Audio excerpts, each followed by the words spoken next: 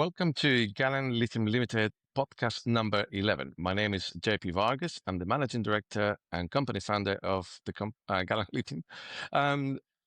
Today's a special edition remotely.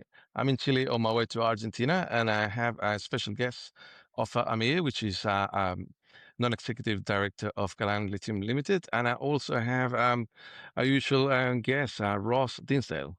Hello, gent. How are you? Good, thanks, JP. It's good to have Ofer with us, and probably add that Ofer represents the Clean Elements Fund. And I think today we're going to ask Ofer a question really digging into this capital raise and why Clean Elements chose to support the capital raise. But JP, I might start with you and ask you the question, why this capital raise was so important for the company, and a follow-up question, if you like, why this time? Well, our plans for phase one were all along to go to 5,400 tons. We realized that the opportunity for us at this stage in the lithium cycle allows to give further funding to complete this first phasing of development, which is in our case 5,200 tons of lithium carbonate equivalent in the product of lithium chloride concentrate. And we decided to do so because two things were very important to us. One of them is the market and the availability of accessing funds, and secondly, we were finishing, and we're currently finishing the all the works that we had to do for the completion of the 4,000 tons of phase one.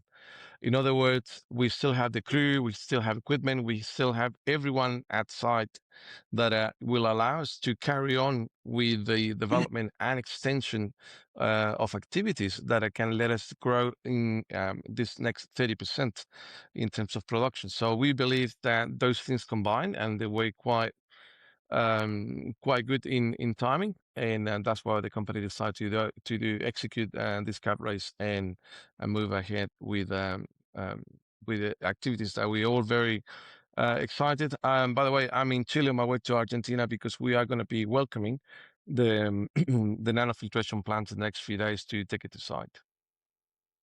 It's great, JP. So what I heard out of that, and correct me if I'm wrong, this is very much on the expansion side of things. So this is funding growth of phase one of our project to what was originally our anticipated target throughput rate of north of 5,000 tonne per annum. So we're funding that. We're funding some exploration at Greenbushes South, and we've got some working capital set aside, which is important as mines come into production. Commissioning is never a straightforward path from where you start to your targeted nameplate. So we've got working capital balance there to support us as we move forward. Yeah, absolutely. And further to that, Ross, Orpheum's plant is capable to deliver this extra bit of production without changing anything.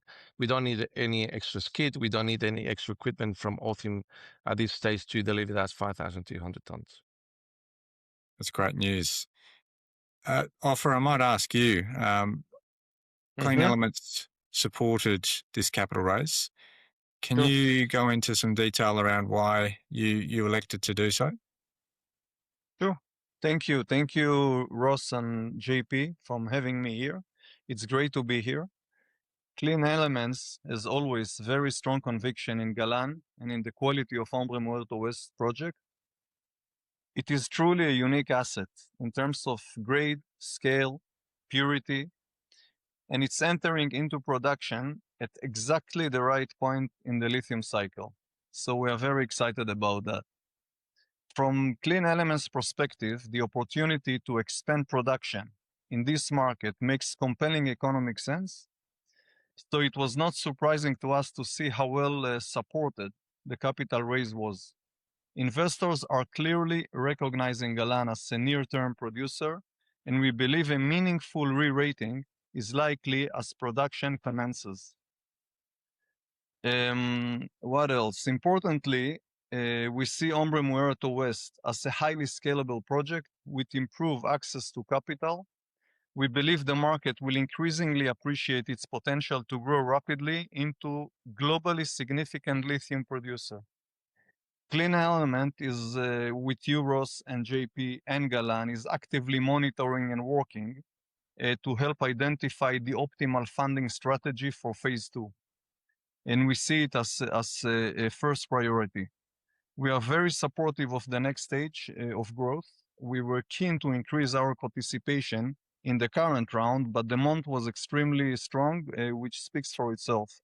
And we had to leave some space to other institutions that were keen to get in.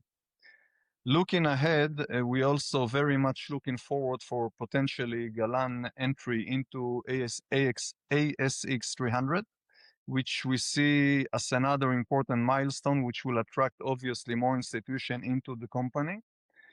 We have the production and first sales of lithium in the first half of 2026, and of course the financing of phase 2, which is extremely important.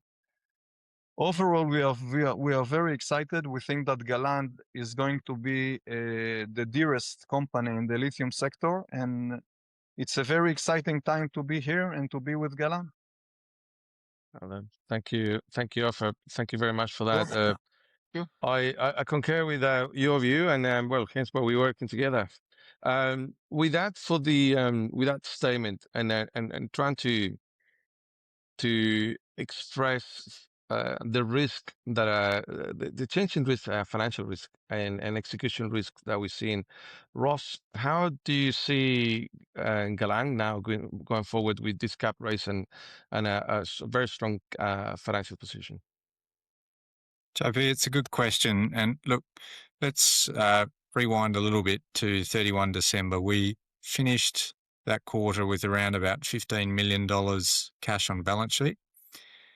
We have no interest-bearing obligations, no drawn debt. We have the access to a prepayment facility of US $6 million. That's from Orpheum, but it's undrawn as yet. So it's a source of liquidity. And we have $40 million worth of commitments for this capital raise. So a very healthy cash position. As I mentioned earlier, it's prudent to have such a cash position when you're coming into commissioning. And we believe now that gives us certainly the runway to complete what we started with phase 1 and set us up very well for what is ahead in 2026, which, as Ofer mentioned, is really looking ahead to the next phase of growth. We've made mention of this many times before, but we have the construction permits for phase 2. We have the RIGI, which encompasses a further expansion of the project as well. So we will be working hard over the course of this year to make sure that the funding is locked in for further phases of growth, and this capital raise really gives us the platform to do so. And look, I'll just throw it open now for any closing remarks, any reflections on the market at this point in time.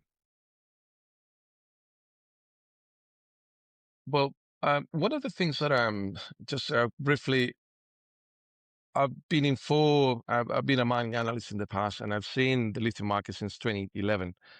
And one of the constants of the lithium development is that every cycle is more volatile than the one before. This may be compounded with the political situation that we're living in. We have good weeks and now an interesting week going forward. But the fundamentals remain with Galan, and that's why the people who wants to be with us should look into what is really matter for investment in the long term and have the best return. It's not a name; it's economics. This is business, and we'll have one of the lowest operating costs in the market. Mm-hmm. Well said. Fully agreed. Okay, gentlemen, thank you for your time, and listeners, thank you for your attention. Thank you very much, Ross and Ofer. Thank you. All the best. Thank you, and goodbye.